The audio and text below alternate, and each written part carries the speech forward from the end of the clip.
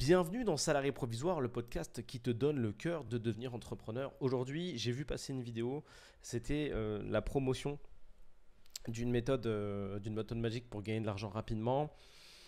Un mélange entre le dropshipping, le copy trading dont tu as dû entendre parler. Il y avait aussi un petit mélange de formation en ligne en automatique et un petit peu d'intelligence artificielle pour saupoudrer le tout.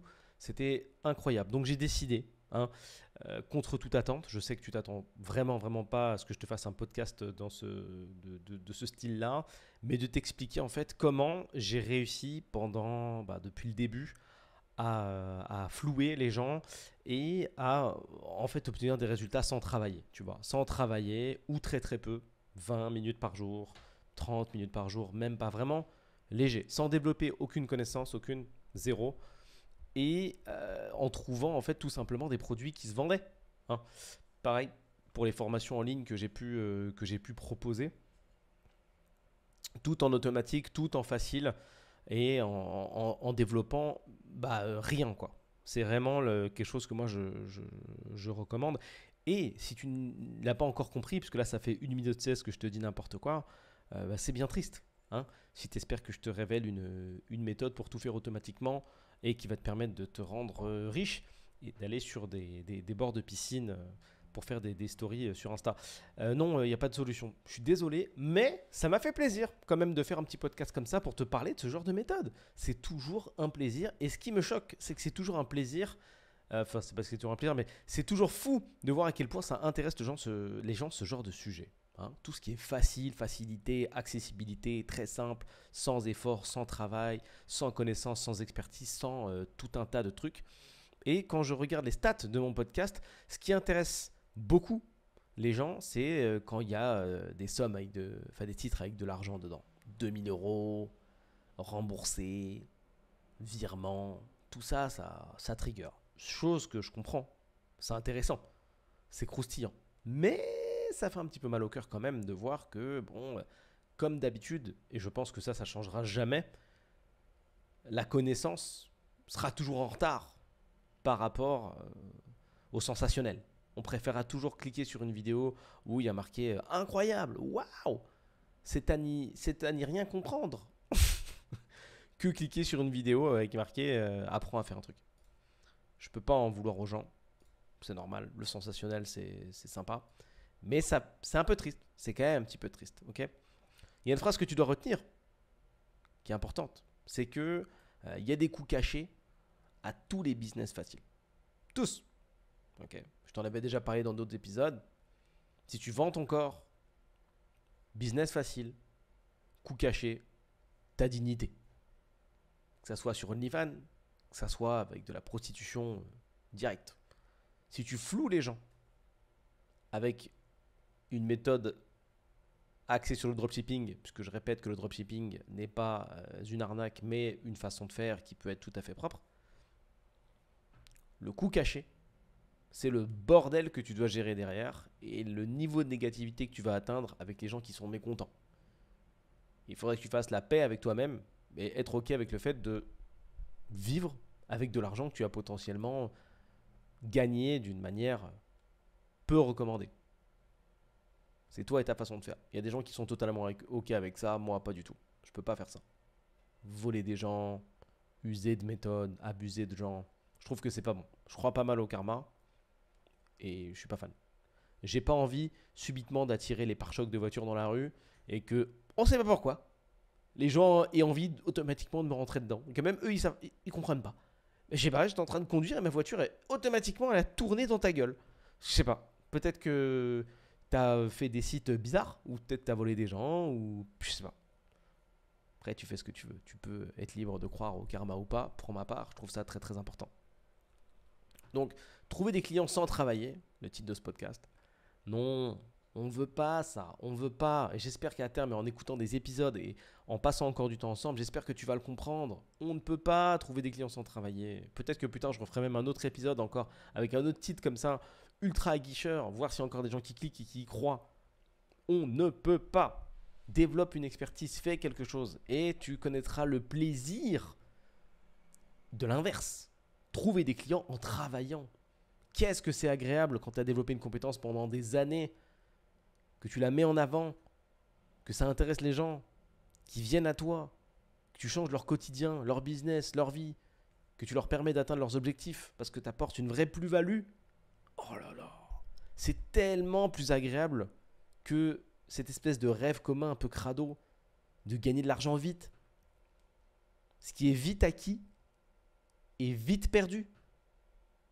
Citation qui peut paraître totalement fantaisiste. Peut-être que là tu te dis mais non, si demain je gagne 100 000 euros d'un coup, bah non, c'est pas vite perdu. Bah bien sûr que si, c'est vite perdu. Alors déjà, tu n'auras pas cette adversité, tu n'auras pas cette difficulté, ce grind comme je l'appelle, tu sais, qui te permet de prendre plaisir à gagner cette somme d'argent. Ça c'est bien, tu vois. Tu gagnes 5 000, 6 000, 10 000, c'est dur, tes 100 premiers euros, c'est dur. Ça va de plus en plus loin, puis après tu passes les 20, les 30, les 40, les 50 et ainsi de suite. Et quand tu arrives à 100 000, tu te dis waouh, t'en ressors grandi, c'est une aventure incroyable. Tu connais la valeur de l'argent. Et c'est ça qui compte le plus dans le chemin, c'est de connaître la valeur de l'argent. À titre perso, je n'ai plus jamais dépensé 100 ou 1000 euros de la même manière que quand j'étais salarié. Salarié, c'est facile. Tu sais que ça va tomber. Tu as un fixe et c'est OK. Tu sais que l'argent va arriver. Il arrive. Tu regardes la date, hop, on est le 22. Bon, bah dans 7-8 jours, je suis payé normalement. Et puis si c'est février, ça arrive encore plus vite. À partir du moment où tu génères des euros toi-même et que ça vient de ton petit cerveau, c'est plus pareil. 100 euros, c'est pas 100 euros salarié. 100 euros à la main, c'est de la connaissance, c'est de la recherche. C'est avoir fait, dans beaucoup de cas, de la publicité. Donc, tu vois, c'est cette notion d'investissement, investir pour recevoir. C'est autre chose. C'est vraiment un autre game qui est tout à fait différent. Et pourquoi ce qui est vite acquis est vite perdu? Parce que quand tu prends le temps de grind, tu as également l'éducation financière, je te le souhaite, qui vient avec. Déjà, de par ce que je viens de te citer, et aussi parce que tu vas t'intéresser à des placements particuliers et une méthode, une façon de dépenser.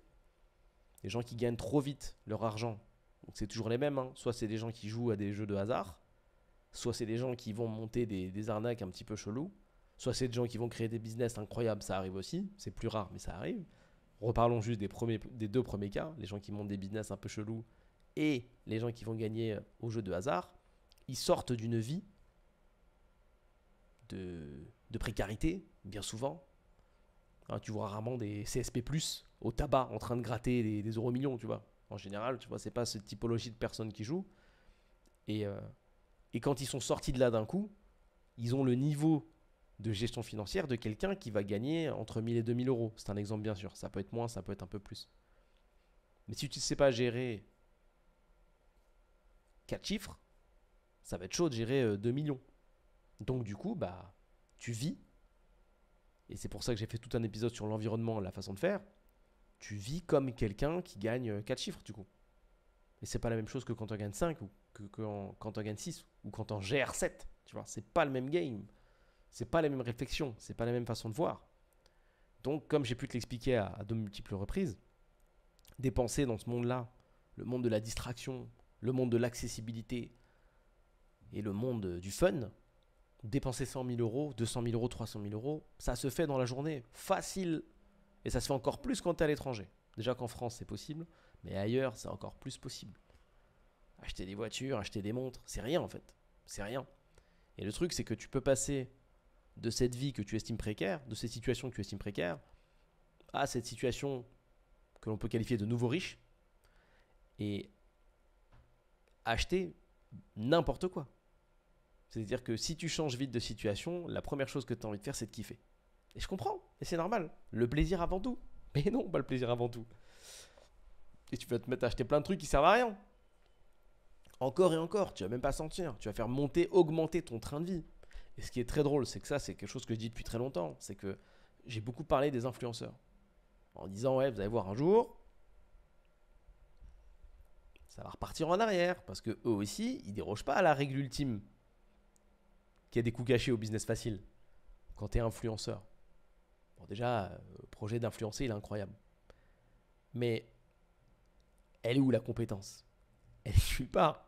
Il n'y a pas de compétence. Donc, business facile. Donc, coût caché. Et on retourne encore sur le long chemin de la non-éducation financière.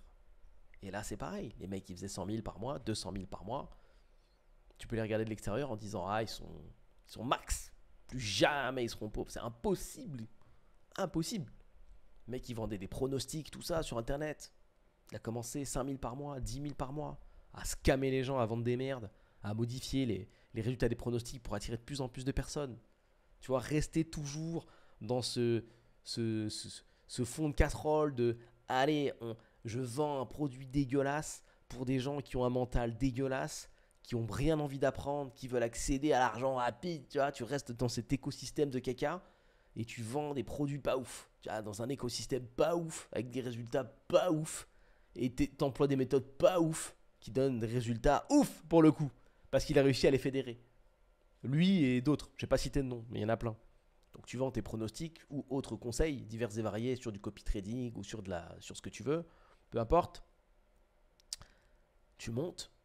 Bon, on doit quand même reconnaître à ces gens-là d'avoir créé un système et d'avoir été un petit peu meilleur que les autres, ça, ok. Mais business facile, pas d'expertise, puisque tu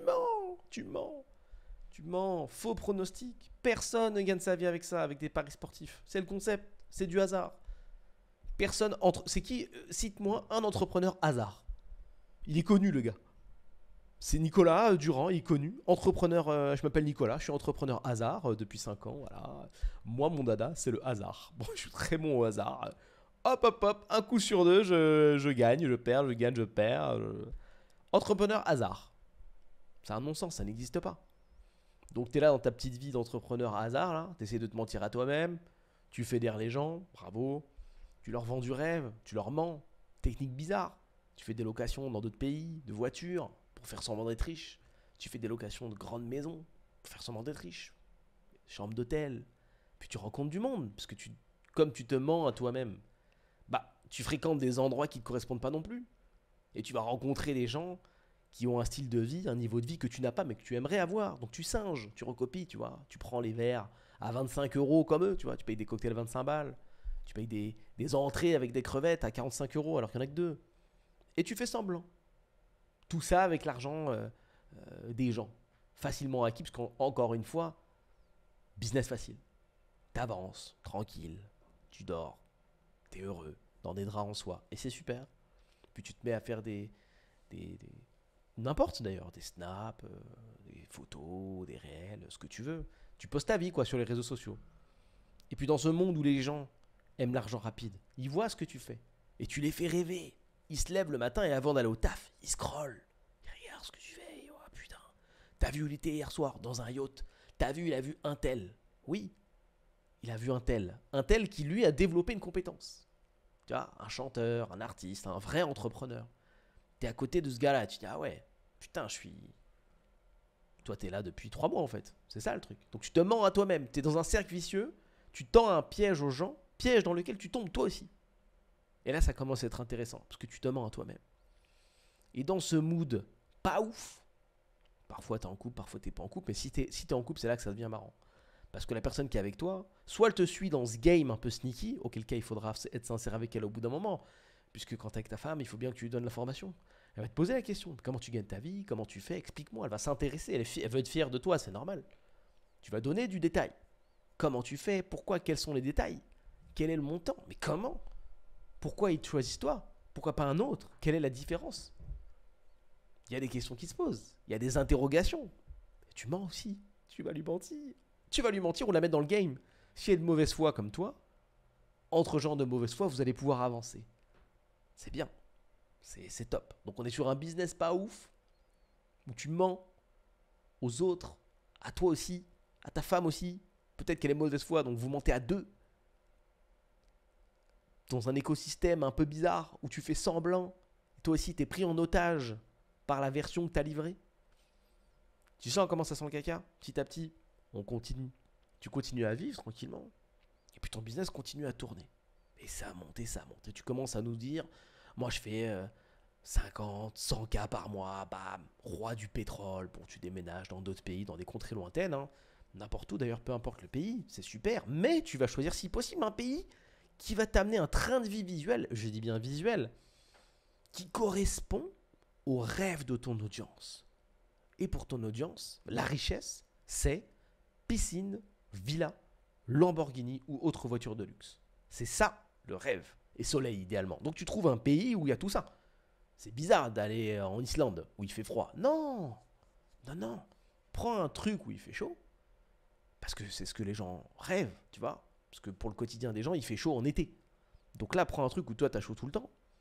Prends une super maison que tu peux louer au début discrètement, personne ne sait. Encore un truc que tu fais en douce. Loue quelques voitures. Mais t'as même des partenariats, des gens qui viennent, qui disent attends, j'aime bien l'image que tu renvoies de riches. Nous, on loue des voitures dans ce pays-là. Et on te prête une voiture. Utilise. Fais semblant encore. Tu vis dans ce monde. Tu fous semblant. Que du mytho. Tu rencontres des gens qui s'accrochent à toi. Et là, on va parler de la réalité des choses parce que c'est là que ça devient sympa. Est-ce que tu penses qu'en composant une vie de cette qualité, maintenant que je viens t'expliquer l'idée, toi qui m'écoutes aujourd'hui, est-ce que tu penses, cher auditeur, que ça, là, ce que je viens de te dire, en composant une vie comme ça, il peut t'arriver des bonnes choses? Honnêtement. Je pose la question dans l'autre sens. Est-ce que tu penses qu'il peut t'arriver des sacrées dingueries en faisant ça? Moi, ma réponse est oui. Il peut t'arriver des sacrées dingueries. Parce que dans la vie, ce qui est intéressant, c'est que quand tu fais mytho sur mytho, sur mytho, sur mytho, sur mytho, tu fais du sale. Et quand tu fais du sale, il t'arrive du sale au bout d'un moment. Donc, tu commences à voir des couples d'influenceurs, ou même des influenceurs solo qui essayent de se mettre en couple, qui étonnamment n'arrivent pas à créer quelque chose de sain. Oh, mais c'est fou, comment ça se fait, je comprends pas. Avec une vie aussi clean, je suis étonné. Repense à ce que je t'ai dit sur la mauvaise foi. Si tu prends une femme qui accepte d'être de mèche avec toi pour ce train de vie, comment tu veux lui faire confiance? Fondamentalement, viscéralement. Mais c'est pas possible. Puisque quand elle rentre dans le game, tu connais son niveau de sneakance. Tu sais qu'elle est sneaky. Et qu'elle accepte ça. Mais le serpent, un jour, il te fera face, peut-être. Ça peut arriver. Elle aussi, elle peut te cacher des choses. Après tout, c'est ton quotidien. Vous vivez dans ça. Pourquoi pas? Si t'es solo, si on parle de quelqu'un qui est solo, c'est pareil. T'es entouré de personnes qui t'aiment pas vraiment et qui sont là que pour ton argent. Mais pourquoi? Parce que tu crées rien de profond. Tu crées rien de profond. Tu crées de l'éphémère, avec une réussite éphémère, dans un cadre éphémère, et un business qui ne vaut rien. Parce que ton business, il est facile. Ta connaissance, elle est éphémère / zéro. Parce que si tu vends du pari sportif, du copy trading ou autre, tu ne sais rien faire. Tu n'as pas d'expertise. Tu vends même, ça se lit dans ton produit. Puisque tu te dis, je vends du copy trading. Je vends la copie de quelqu'un. On va copier ce qu'il fait lui. Donc le sachant, c'est pas toi. Le sachant, c'est autrui. Et toi, tu es l'intermédiaire. Tu dis, je connais lui, on le copie. Et ça, c'est un business. De le copier lui, qui sait. Bah non. C'est pas un business de le copier et puis lui, qui sait.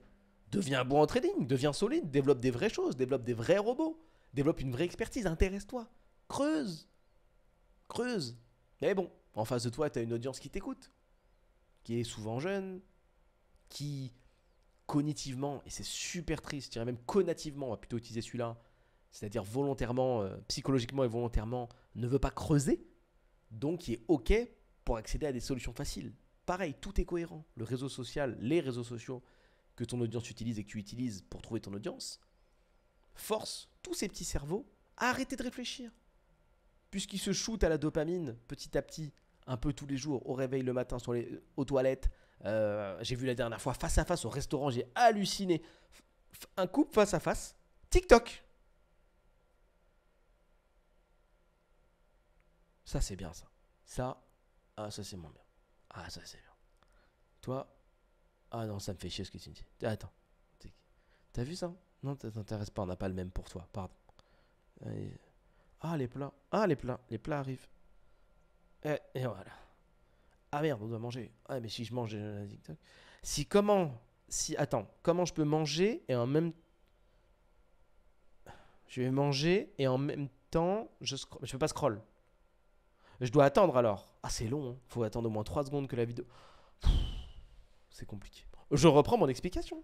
Donc tu continues à composer Et là, vient, à mon sens, la méga logique, puisque tu ne composes rien de propre, rien de structuré, rien de réel. Il t'arrive des choses incroyables. C'est-à-dire que si tu es en couple, tu peux pas créer quelque chose de solide. Tu peux te rassurer, par exemple, en faisant des enfants et en disant, tiens, si je fais des enfants, ça sera un lien solide, etc. Ça va nous rassembler, nous souder, etc. Ça, c'est dans ta tête. Si on prend le couple le plus flingué de France, on leur fait faire un enfant, ça va pas les rassurer pour autant en fait. C'est-à-dire que allez, les premiers mois, ils vont dire ouais, ça y est, on est soudés, maintenant on a un enfant, c'est un peu ton sang, c'est un peu mon sang, et comme ça, non. Et non. Parce que le couple, c'est dans la tête. C'est dans les concessions que tu es OK à faire, c'est dans la connexion que tu as avec l'autre âme en face de toi, tu vois. Un enfant, pas un enfant, c'est pareil, tu vois. Sinon, on divorcerait pas, les gens, ils divorceraient pas. Ils feraient pas ça. Donc non. Donc tu tentes de te rassurer. Encore une erreur. Encore un fake effect. Encore quelque chose de faux, mais encore une mauvaise méthode. Mais pourquoi une mauvaise méthode? Parce que dans la tête, il n'y a pas grand-chose. Parce que tu ne développes rien. Tu vis une vie dans laquelle c'est l'opulence absolue. Donc tu fais travailler les gens pour toi, parce qu'il ne faut surtout pas que tu développes de compétences. Et à mon avis, quand tu as du temps libre, ce n'est pas les livres qui t'intéressent le plus, ou les formations en ligne, ou les coachings. Non. Ce qui t'intéresse, c'est de trouver plus de personnes pour ta fameuse audience. Enfin, à ajouter dans ta fameuse audience. Donc tu continues à filmer ton train de vie qui monte et qui, petit à petit, devient ton vrai train de vie. Ça, c'est bien. Mais tu l'as construit sur un truc pas ouf. Donc tu vas le prendre dans la nuque au bout d'un moment. Donc tu continues à avancer tranquillement. Et ta sneaky femme, oh, bah t'apprends qu'elle a fait une dinguerie dans ton dos.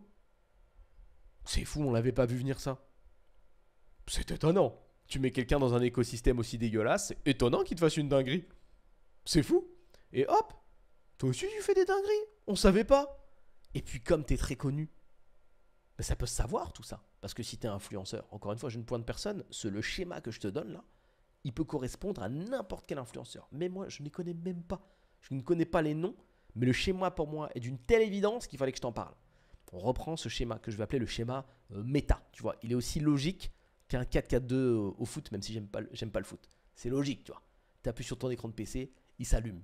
Pour moi, c'est la même chose. Le schéma, il est clair comme de l'eau de roche. Donc, toi aussi, tu te mets à faire des dingueries. Ben oui, parce que quand tu as épuisé le plaisir de tout ce que tu vis, tu as tout au max, tout facile, tu n'as rien grindé, zéro difficulté.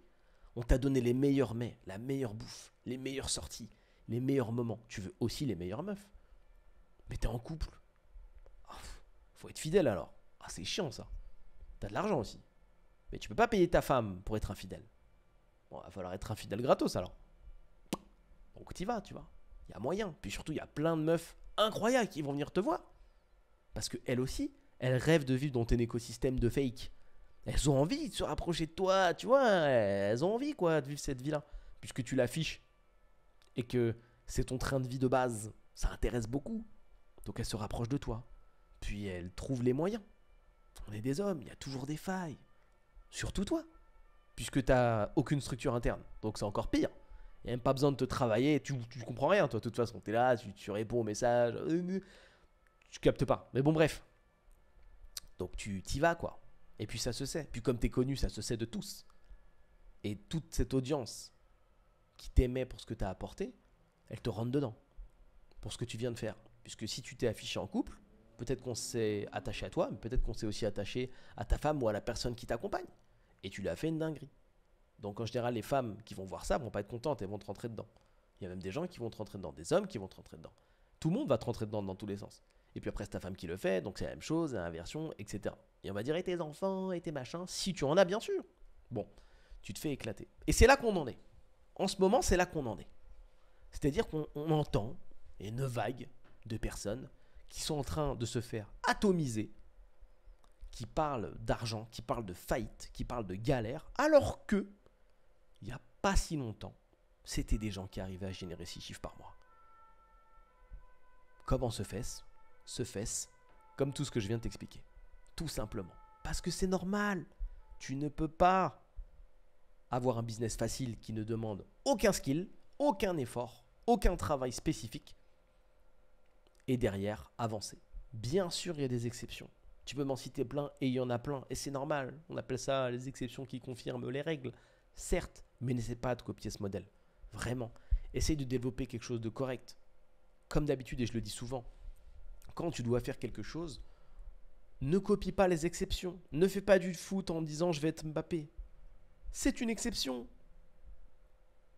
Toi, tu seras. Il y a beaucoup de chances que tu sois pas ce gars-là. Là, c'est pareil. Ne fais pas un business en disant je vais être influenceur. Pitié, développe quelque chose de réel, de sincère, que tu peux contrôler. Ces gens-là sont à cette place sans le vouloir. Ils n'ont pas développé un skill qui les a portés ici.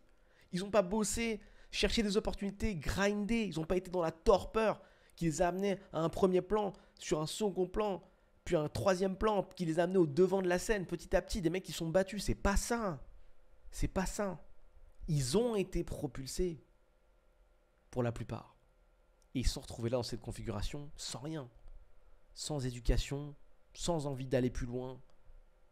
On s'en moque d'ailleurs souvent. Leur manière de s'exprimer, leurs fautes de français, leurs défauts d'élocution incroyables, leurs expressions ridicules. Les pauvres, moi je les plains, ça me fait pitié en fait. Je peux pas les écouter.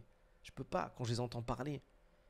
Ça me fait mal au cœur. Je me dis waouh, quelle qualité d'humain. Pouah. Bien évidemment, on peut pas mettre tout le monde dans le même panier, donc ils sont pas tous comme ça. Il y a forcément des exceptions, des mecs qui ont réussi à créer des vrais business à côté, qui ont réussi à investir, qui ont compris. Mais tu verras qu'étonnamment, c'est pas ceux qui seront sur le devant de la scène. Parce que eux, ils ont été intelligents. C'est-à-dire qu'ils ont profité du tremplin médiatique, ils ont profité de ce tremplin financier, tremplin de positionnement, tremplin de fame, tremplin de visibilité pour créer des choses à peu près solides. Et c'est ça qui est fort. Tous ceux qui sont restés sur un écosystème basique, basé sur le placement de produits, ils ont peur. Ils ont peur parce qu'ils ont fait une erreur business incroyable, mais très connue.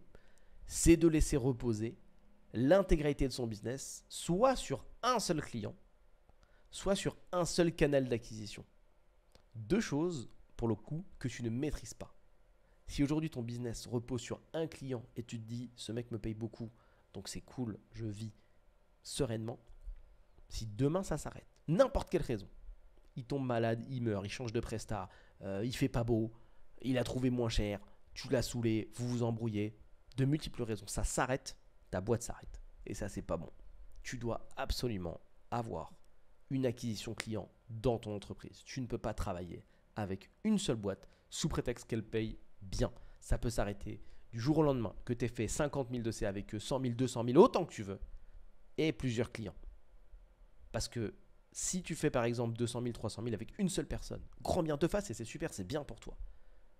Tu as l'impression que tu es couvert pendant longtemps. Et c'est vrai, si tu te payes 2 000 € par mois, tu as le temps de voir. C'est vrai. Mais ça, en 200 000, tu as peut-être mis des années pour le faire. Donc ça veut dire que ça fait des années que tu as raté des années d'opportunités. C'est comme ça qu'il faut le voir. Si tu n'as pas de canal, un canal d'acquisition défini, une stratégie, tu as raté des années de business. Tu as raté bien plus que 200 000. Tu as raté la création d'une équipe. Tu as raté la création d'une structure beaucoup plus dense. Tu as raté la mise en place de choses qui dépassent ce que tu vis aujourd'hui. Donc si c'est ton cas, réveille-toi sur ce point-là. C'est capital. Je le répète tout le temps, tu dois absolument avoir un canal d'acquisition de clients. C'est la base de tout. Coca-Cola fait de la publicité. Tu dois faire de la publicité. Pas de choix, pas de oui, mais moi, c'est parce qu'il me paye bien, blablabla. Si demain, il a un problème, c'est fini. Et il y a plein de variables que tu ne connais pas et que tu ne contrôles pas. Ne repose pas ton business sur des variables que tu ne contrôles pas. Ça a été également l'erreur de quelques influenceurs. Reposer l'intégralité de leur business sans compétences sur le placement de produits. Si demain Instagram s'arrête ou change des conditions, c'est la merde. C'est la merde. Admettons que les placements de produits, ça soit interdit. Comment ils font? Zéro. Et il n'y a rien de pire que de devoir trouver une solution quand tu es dos au mur. Le truc, c'est que quand tu es dans la full opulence, quand tu es dans le bling-bling de l'absolu, tu crois que c'est une finalité, tu crois que tu es arrivé au bout de ta vie parce que tu prends 200K par mois ou plus.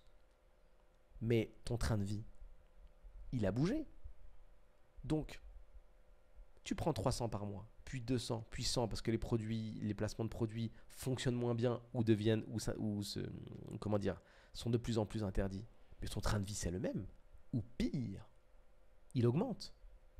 Gérer une voiture de luxe, quand tu fais beaucoup par mois, c'est chill. Quand il y a une révision à faire et que c'est 4 000 € par pneu, c'est bon, c'est ok. Change les disques, tout. Fais-toi plaisir. Je m'en fous. À la fin du mois, il y a 200 000 qui arrivent. C'est bon, je couvre. Mais quand le mois d'avant, t'as fait moins 100K. Quand le mois d'avant, t'as fait moins 100K. Et que t'es plus à 200 000, mais t'es à 100 000. Ah, là, tu vas commencer à négocier les prix, là. Ah, là, tu vas commencer à dire, peut-être, on peut repousser le mois prochain. Là, tu vas commencer à flipper. Ce loyer que tu payes pour faire semblant d'être riche. 10K, 20K, 30K. Sur 300 000, ça va. Sur 200 000, ça va. Sur 100 000, il y a un truc assez intéressant avec l'argent, c'est que quand tu t'habitues, et tu vas voir, tu vas le comprendre, à avoir une certaine somme d'argent sur ton compte bancaire, admettons que tu aies 10 000 € de côté, le jour où il y a marqué 9 990, t'as mal au cœur. T'es pauvre. Tu dis, oh, t'es pauvre. On a tous un seuil comme ça. Le seuil de pauvreté mentale, je l'appelle. C'est assez intéressant de le voir avec des salariés qui bossent depuis longtemps. Moi, je connais comme ça, qui bossent depuis 30 ans et qui économisent et qui dépensent quasiment pas d'argent et qui ont 100 000 € de côté.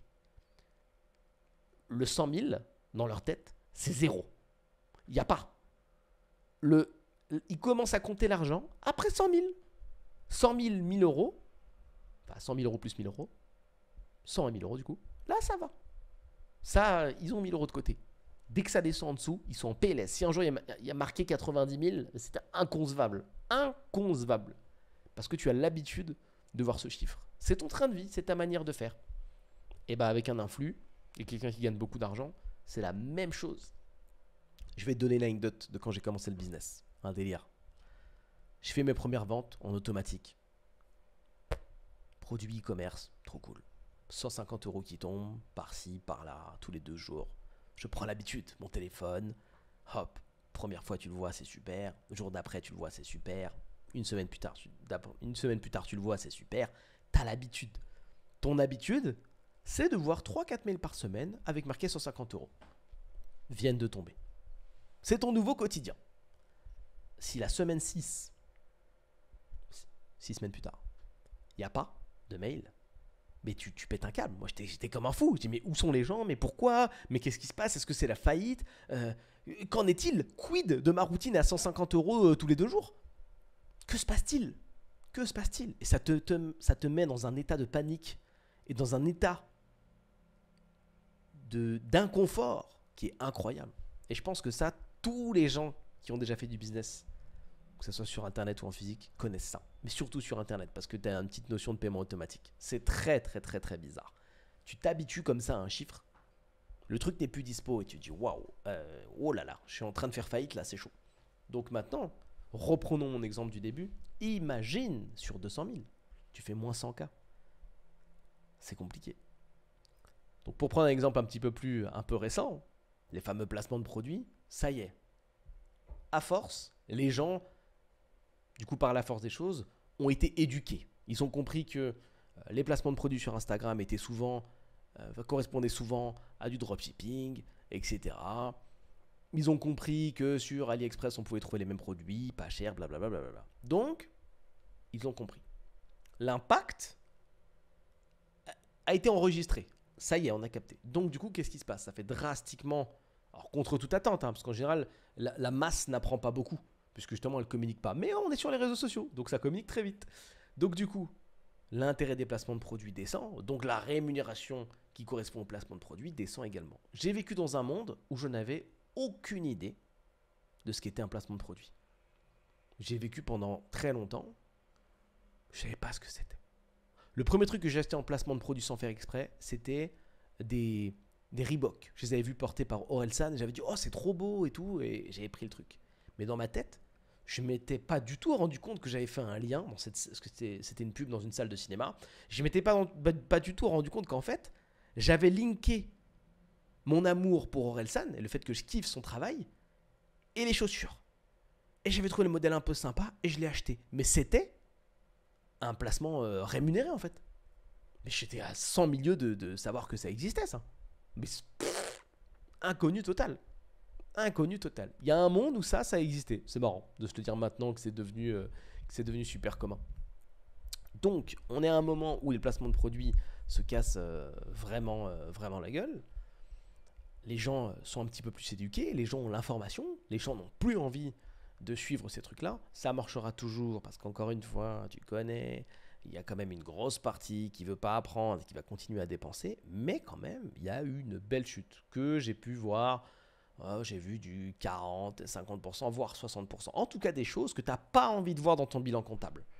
Moins 60%, que ça soit du CA ou du BNF, ça fait rêver personne. Ok, ça fait rêver personne. Donc de l'autre côté, à Influencerland, quand je dis Influencerland, c'est dans l'écosystème des influenceurs. Ça s'est mis à trembler, ceux qui n'apportent aucune valeur bien évidemment. Je ne te parle pas de ceux qui ont une vraie valeur, qui réfléchissent, etc. Bref, je ne te parle pas de cela. Ça a commencé à trembler parce que le train de vie commence à être compliqué à assumer.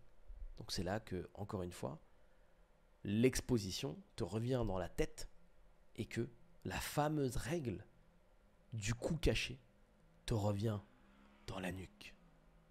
Business facile, coût caché, d'une manière ou d'une autre. Aucune éducation financière. Tu peux même faire 300 000 par jour. Si tu les dépenses et que tu n'apprends rien, tu peux retomber à zéro. Il y a eu d'ailleurs, pour info, une vidéo qui est sortie. Alors je ne sais plus sur quelle chaîne YouTube j'ai vu ça, qui parle de Solicifil. Ça va parler aux anciens. C'est vraiment une référence des années 90. Le mec qui a sorti la chanson je voulais faire de mal à personne, je voulais faire plus de fric, etc. À l'ancienne, hein, un mec à l'ancienne. Sully, c'est Phil, qui explique comment il a fait Road to Zero, to 10 millions, to zéro. Alors ne viens pas me dire qu'il n'est pas possible de perdre 300 000 euros par mois.